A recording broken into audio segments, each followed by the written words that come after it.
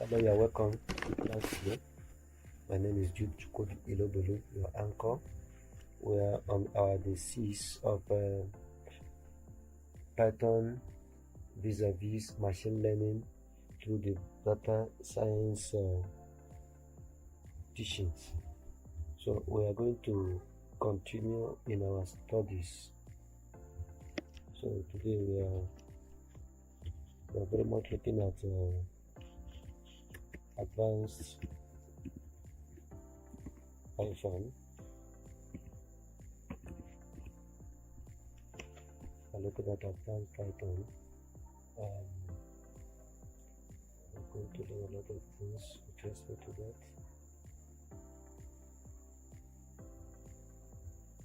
that. So we're going to start with to know what we know by Numpy.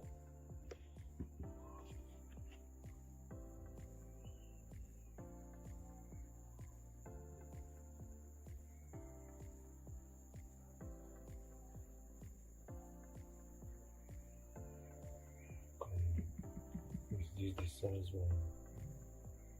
I don't know. You can see other one and the size will still reduce, depends on what you want to the size. So Numpy. These are calculative terminologies which we use in data science. So we're going to learn the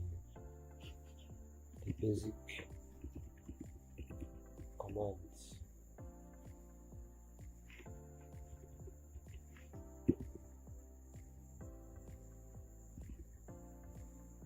Basic commands and Numpy.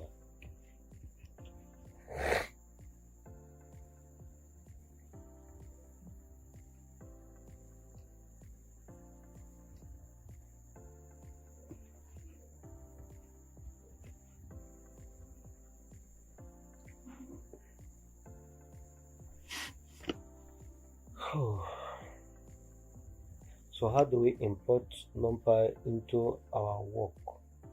So when you want to import Numpy into your work, what you simply say is import Numpy as NP. NP is the nickname that you have given to Numpy. So when you run it, it will be taken into memory. So once you have done that, you can also print to see if you can print. For instance, the Numpy that we're talking about, we have included as NP. Now I want to see if we can print to know the version of the Numpy we are working with. So you write version NP and you try to run it. So for this our system, the version is 1.24.3. so you may try it in your own to see what it will give you. 1.24.3.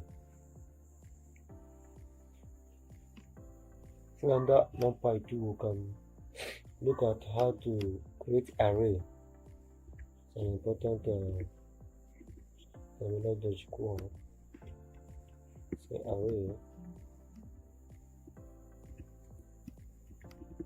creation. You can create array.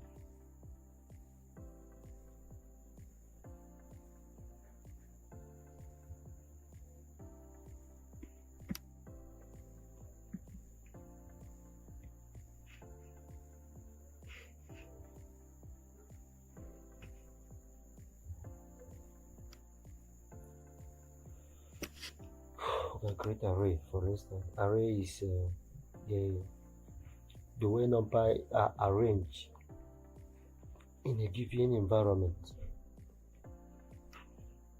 So for instance, want to create an array from a list.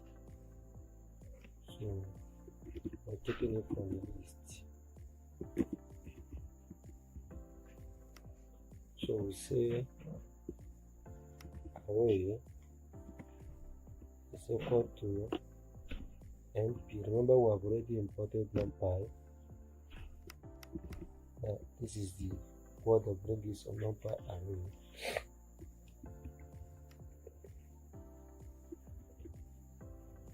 And putting your square bracket and having a list, like remember our one-dimensional list.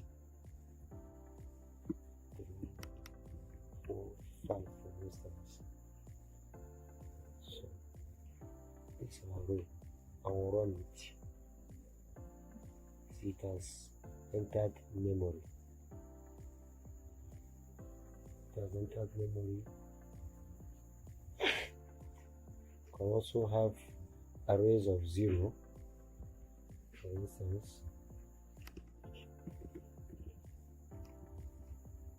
Arrays of zeros. So how do you have that? R is equal to numpy, which is defined as np of zeros. Then you open it. For this time you put up the number, and I can also run it. This is arrays of zeros. You can also have arrays of 1.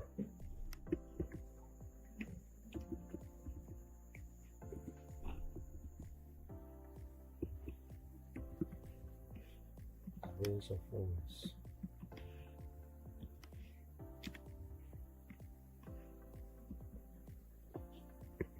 Just in the same fashion. But the first thing we do is defining. When we write a array is equal to, we are trying to define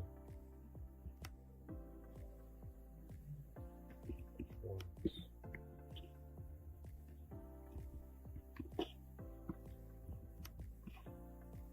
So when you run it, you have your arrays of 1. You can also have arrays that has range of values. So arrays with a range of values.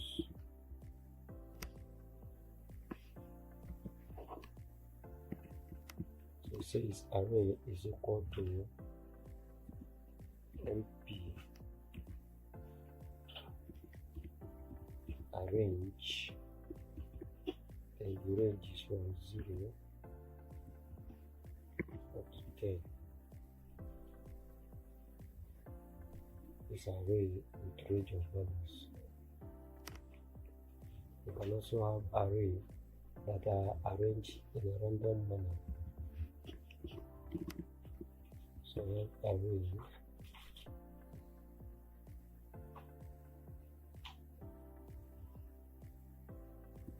equal to,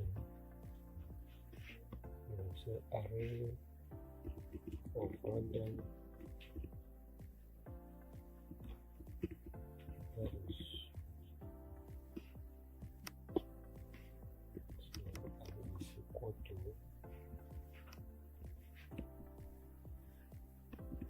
numpy, which is defined as np dot random round. Yes, you can be able to round it up. These ones are coming in small values. Remember, the values can remain like that.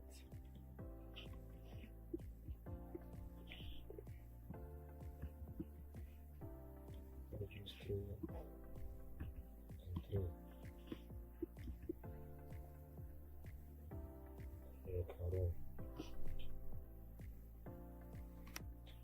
So that's how we can be able to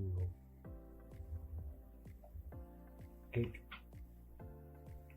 the creation of arrays. Now we also want to see the attributes, because arrays can also have attributes. Array attributes.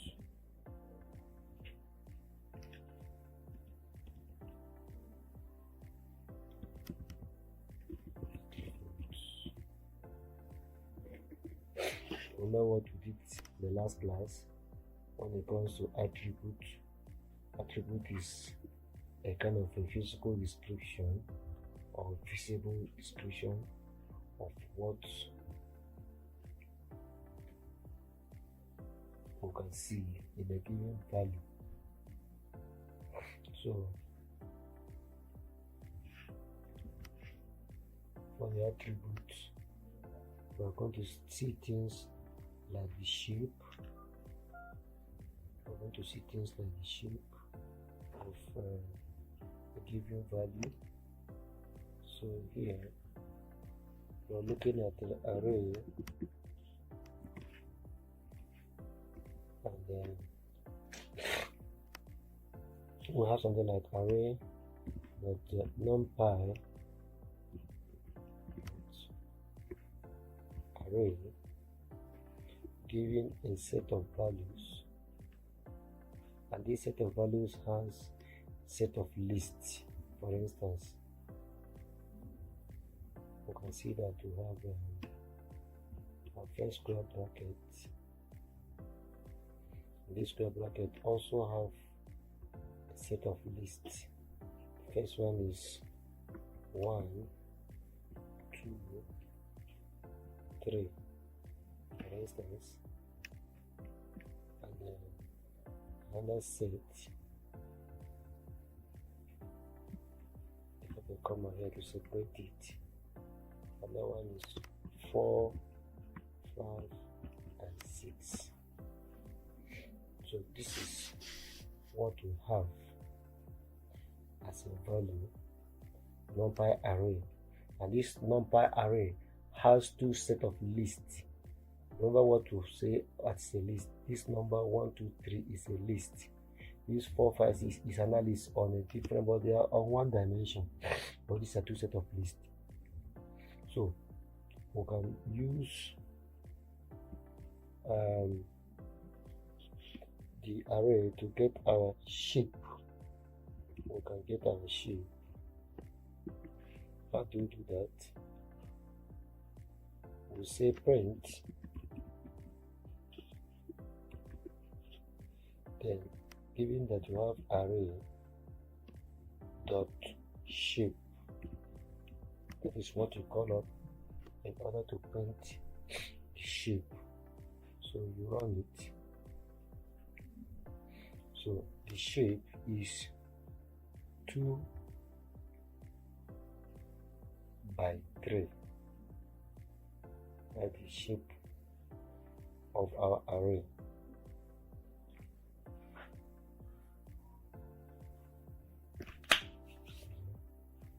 Then you can also request for the data type. You can also seek to know the data type of our work. So when you want to get data type,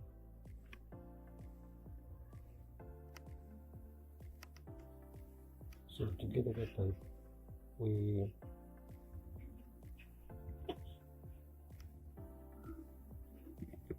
data type. So to get it, you come down and write print. What are you printing? Array dot d type. That is what you use to call up data type. So it will tell you the type of data you have. So when you run it tell you that your data is an integer, and it's integer int 32. That's the type of data that you have. Because when you have that, you can be able to call up data. You can be able to call up data once you are into operation. You can also index our work, given our array. Remember, we are looking at Numpy. Numpy is one of the libraries that are very, very important for most especially calculation in Python. So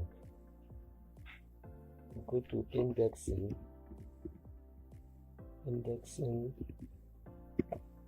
slicing. Now, what is indexing? Indexing is talking about the arrangement, the position of a given, the position of elements in a given list or array, or in any given Python environment.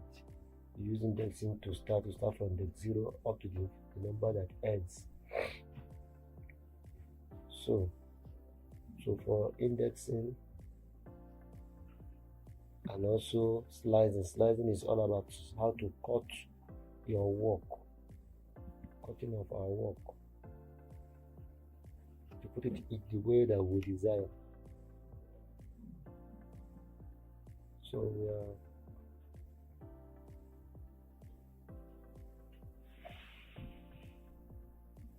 we're going to pick some particular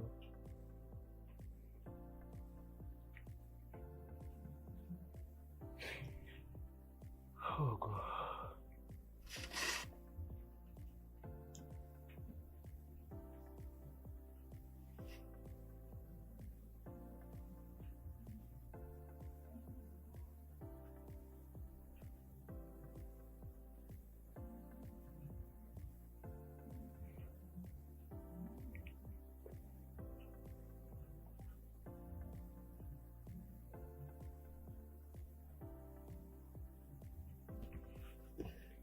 So for indexing, given that we have an array in this manner, mp dot array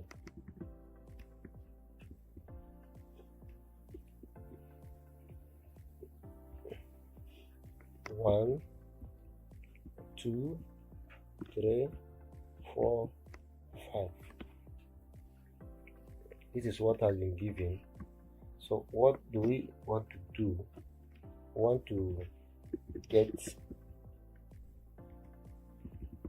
the first element. We have done this before in general Python. We're looking at it in Numpy. So what you do is you give the command print array, then use the square bracket and ask for the position you want. You want index 0, and you run it. So index 0 is 1, and when you come here, you see that 1 is on the index 0, 2 is on index 1. So we can go again and give a command. You say print array -1, meaning we are counting from left to right, and we run it. It will give us 5. 5 start from -1, -2, -3, as the case may be. So if we also want to get so for this one, we're trying to do what? We're trying to get the last element. Try to get the last element. Okay. So now let's do something else. Let's try to see if we can get a slice from second to the fourth element. Want to do slicing, cutting off. So how do we do that? When I say print, put your square bracket and you say from the first element, you put your double column up to the fourth element. And when you finish, you put S at the size and run. Okay, let me see.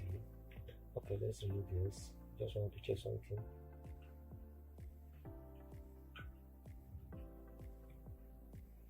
Syntax error.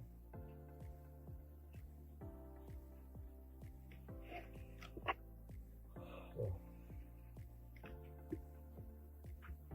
Okay, let's see.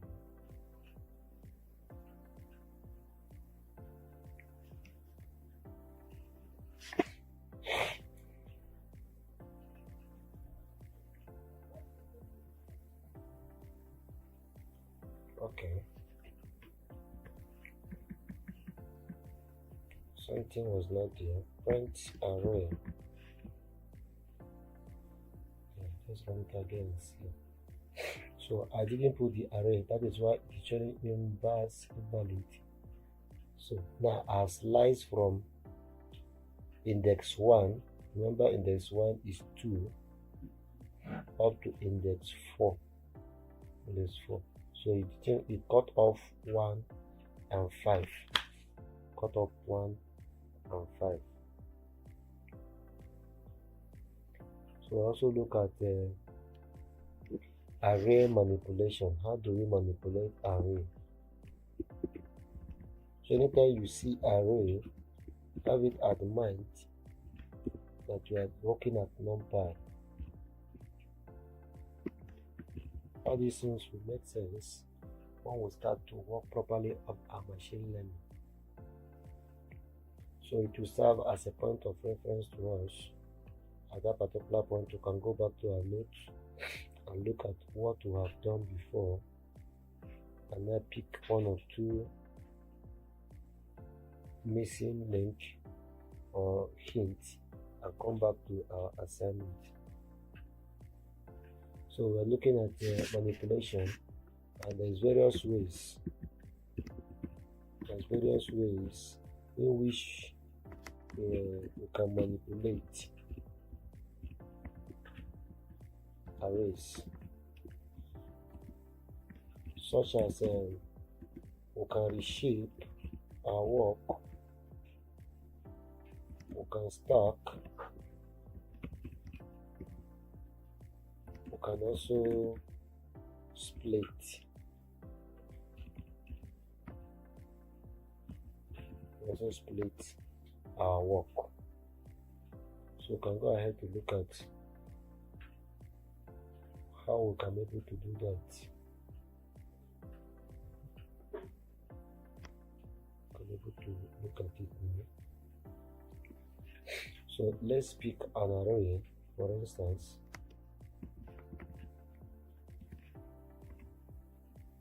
Given that NP is the name for the Numpy array,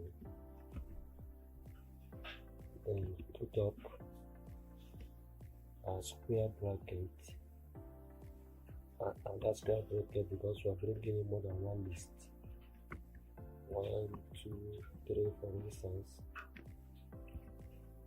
and bring up another square bracket and say 4, 5, and 6. So if we have this, what do we want to do now?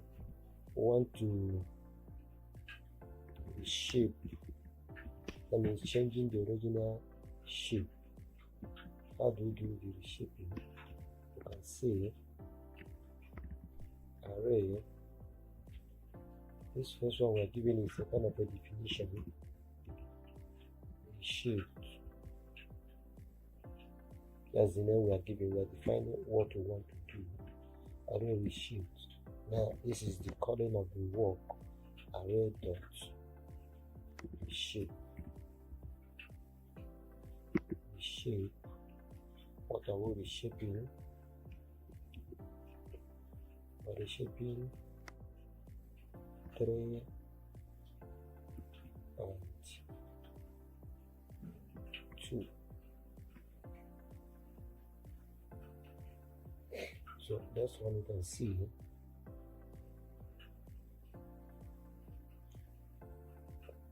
So once you are done to memory, to see the reshape, you go and now write again array dot reshaped. Now you can see that this arrangement that was vertical, that was horizontal, has now been reshaped vertical. 1, 2, 3 becomes 1, 2, then 4, 5, 6. It has now reshaped it. And the reshaping is in the order in which it was demanded. So we can also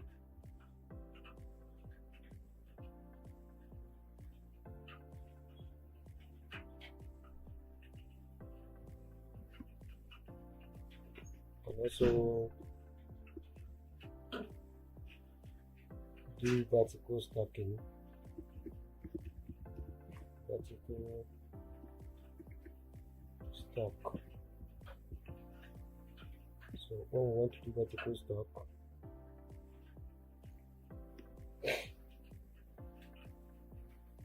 you can say array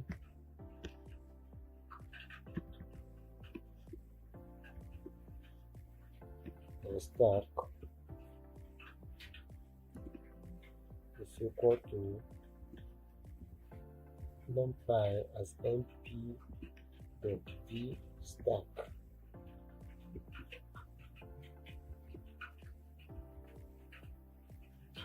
So we are asking it to come in this manner, array.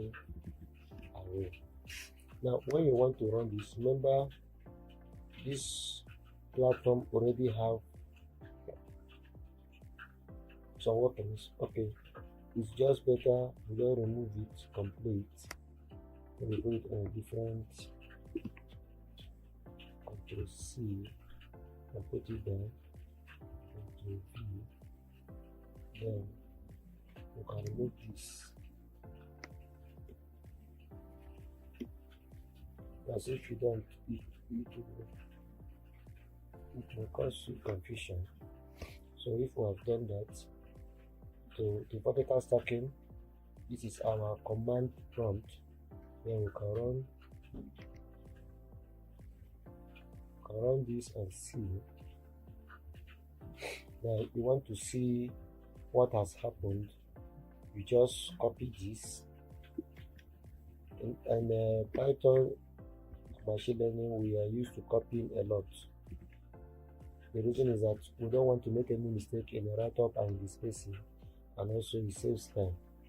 So when you run it, now this is your array vertical stacking. It's giving you possible way 1, 2, 3, 4, 4, 5, 6 is the first arrangement. 1, 2, 3, 4, 4, 5, 6 second array. That is your vertical stacking. So you can also perform arithmetic operation using arrays. So arithmetic operations.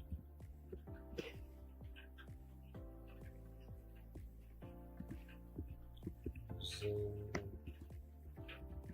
array.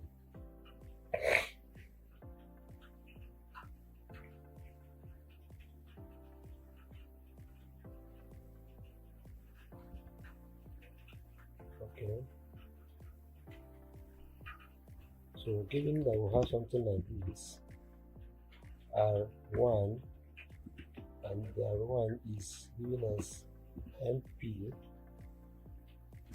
dot array, then we now have the square bracket, and we have 1, 2, and 3 for instance.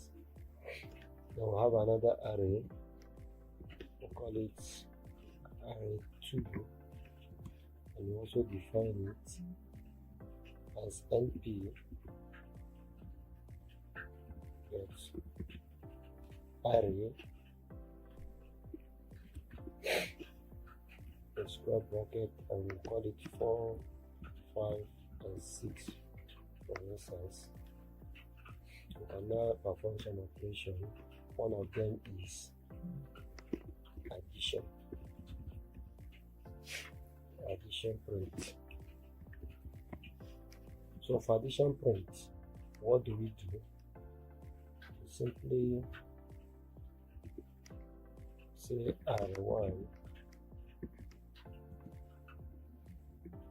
plus R2.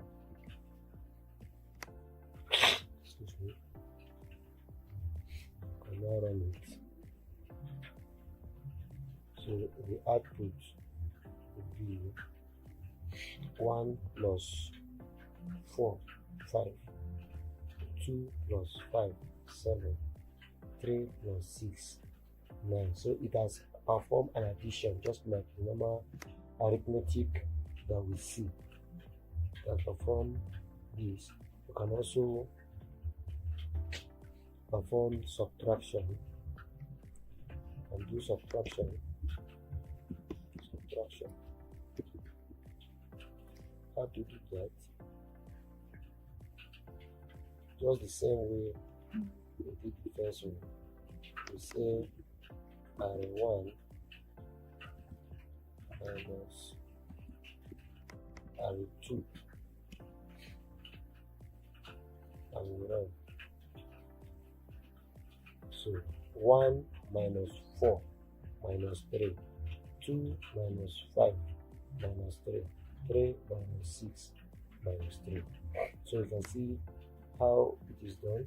You can also do multiplication.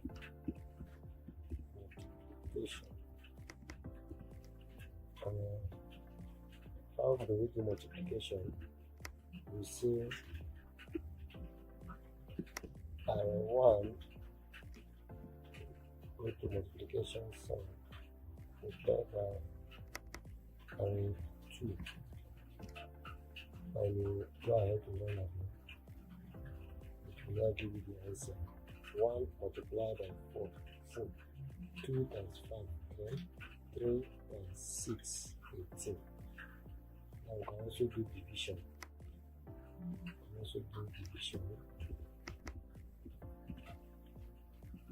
So let's say use the same idea again. Array 1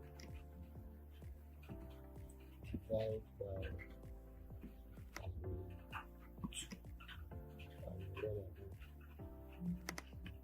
So 1 divided by 4, and so forth. So this is just giving you an idea of what we can do with our array. Remember, we're still on Numpy. So the statistical application is what we're going to do. Statistical application of Numpy.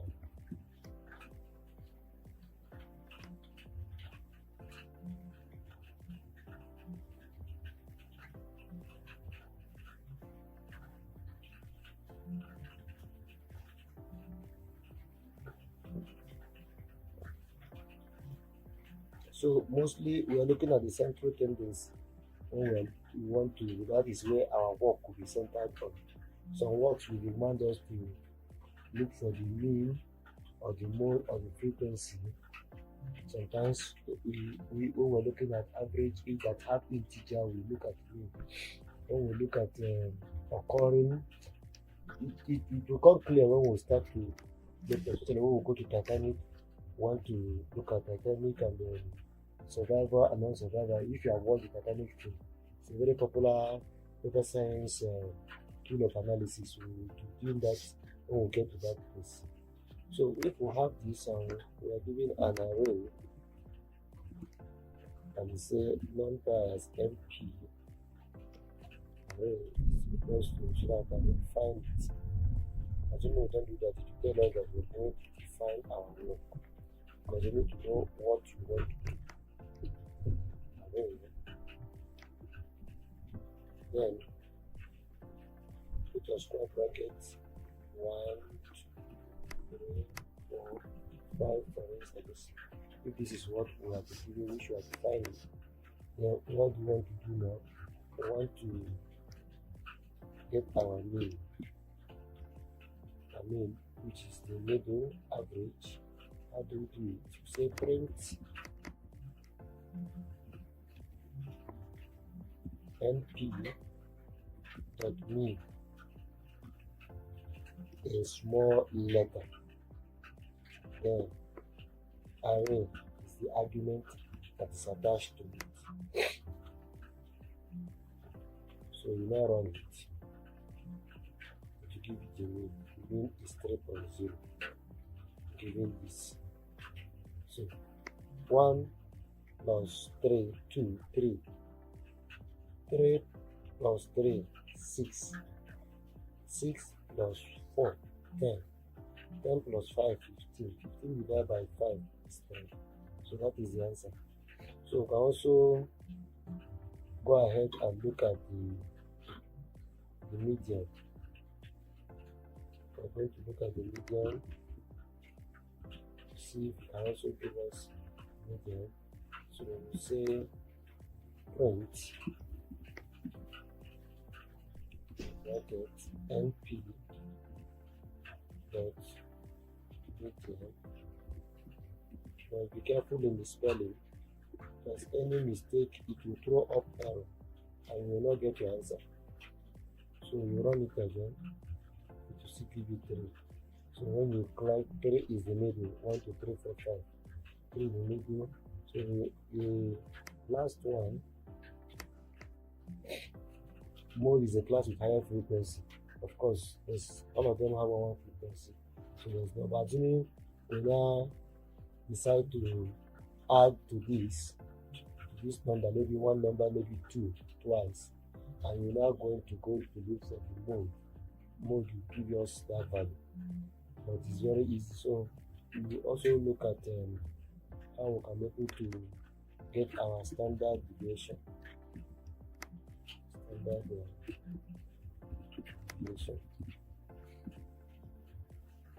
For standard deviation, we say print.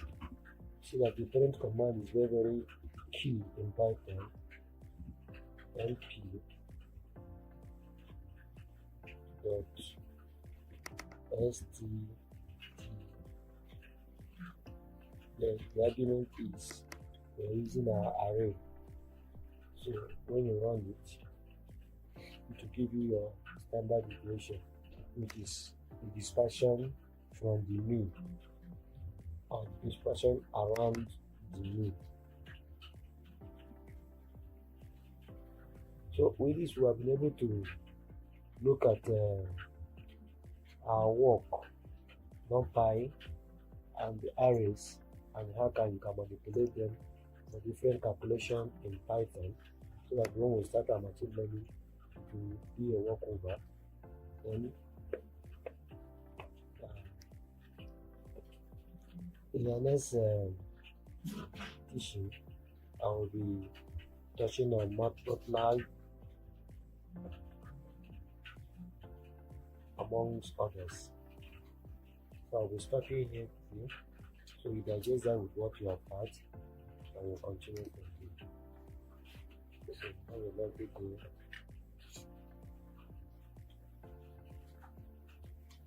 Thank you.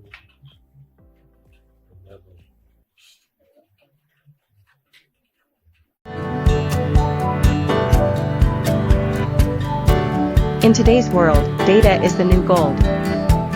Data scientists unlock insights from raw information. They use statistical methods to analyze trends. Data analysts convert data into visual stories. By creating dashboards, they help organizations make informed decisions. Machine learning models can predict future outcomes. They identify patterns that aren't visible to the naked eye. Data cleaning ensures accuracy in analysis. Collaboration across departments enhances data insights. They utilize programming languages like Python and R for analysis. Cloud computing resources expand their capabilities. With big data, they tackle complex challenges across industries. Ethics in data science ensures responsible use of information. The future of data science looks bright with endless possibilities.